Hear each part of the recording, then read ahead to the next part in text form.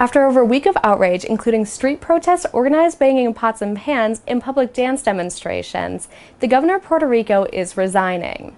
In the lead-up to Governor Ricardo Rosselló's resignation, he had announced that he wouldn't seek re-election in November 2020. He also stepped down as the president of his political party, the New Progressive Party. Late on Wednesday night, Governor Ricardo Rosselló took to Facebook Live to tell Puerto Ricans he'd be leaving the office by August 2nd. The decision of an elected official to resign before his term ends in the face of widespread public protests is unprecedented. The protest turned to celebrations when the announcement came. Rosselló's downward slide began when his associates were arrested on corruption charges, which included federal charges of theft, money laundering, and wire fraud. A few days later, on July 13th, investigative journalists published private messages between the governor and his top aides. The nearly 900 pages of messages contained homophobic, profane, and misogynistic remarks between Rosselló and his top aides.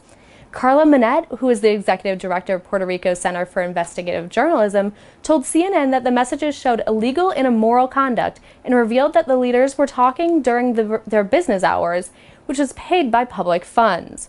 Rosselló did apologize for the messages, but for thousands of Puerto Ricans, it's too little, too late. The island of 3.2 million has faced its share of struggles in the last few years, including high levels of unemployment and poverty, bankruptcy, and slow reconstruction efforts after Hurricane Maria in 2017. Puerto Rico's recovery efforts after Hurricane Maria continues to be a monumental task.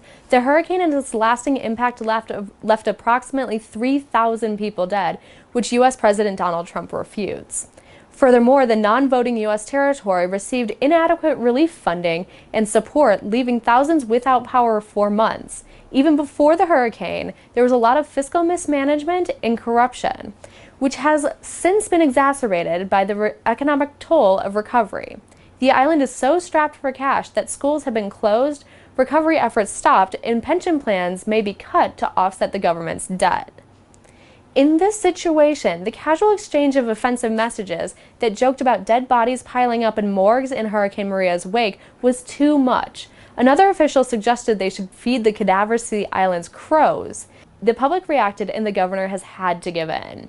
A number of staffers resigned during the protest, including Rosselló's chief of staff, who stepped down Tuesday. That same day, the Department of Justice issued a search warrant to obtain the cell phones of the government officials involved in the messages. The protests and the demonstrations across Puerto Rico have ramped up over the last few weeks, coming to a flashpoint since Monday. Puerto Ricans have taken to marching in the streets, shutting down roads, and even started cacerolazos, which is coordinated banging on pots and pans. According to NPR's correspondent Adrian Florido, cacerolazos are a Latin American tradition that have never happened in Puerto Rico. The protests haven't been limited to the island. Demonstrations were also held outside the White House and Grand Central Station in New York City. So what is next for Puerto Rico? Since the founding of the Commonwealth of Puerto Rico 67 years ago, the governor has been elected by the people. Rosselló is the first governor of Puerto Rico to resign. The Department of Justice Secretary Wanda Vasquez is next in line of succession, according to the Constitution.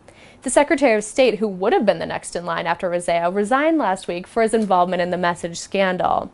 While the protesters succeeded in ousting Rosselló, some say this is just the beginning. While Rosselló's messages were a flashpoint, they still have concerns about Puerto Rico's fiscal management and corruption.